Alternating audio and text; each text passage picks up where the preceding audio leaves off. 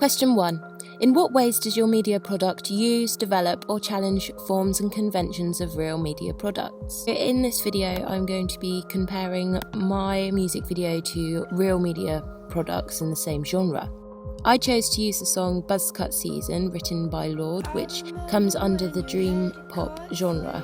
The first shot I'm going to talk about is the initial establishing shot of my main character's bedroom. I decided to place my title here as it sets the scene and frames the shot nicely, instantly showing the audience the song title and artist. At this point, the scene is completely silent, allowing my audience to absorb the setting before plunging into the narrative. I used a clear white font that appears directly in the middle of the screen. I did this as it was very similar to the writing on the album cover of my chosen artist. The second shot I'm going to talk about is a close-up shot of the needle touching the vinyl. This is an intricate detail that I decided to film at a later date as I felt it would portray the significance of the track I chose. Like in many pop music videos such as Here For You by Kygo or All of Me by John Legend, the camera closes in on the artist playing the piano or a guitar to show that it's their journey and their narrative and that they wrote the song. However, I think playing the vinyl is a good approach for a conceptual music video as it shows that it's the artist's story, yet they don't have to be the singer or writer. The next shot I'm going to discuss is the bus stop. I feel that this shot is significant as it's the first time that the audience sees the characters in their animal masks. Introducing all the other characters at once was intentional in order to enhance the theme of friendship.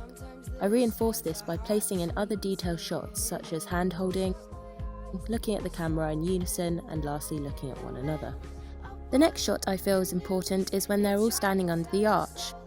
This shot is similar to a typical girl band establishing shot, however I toned it down slightly.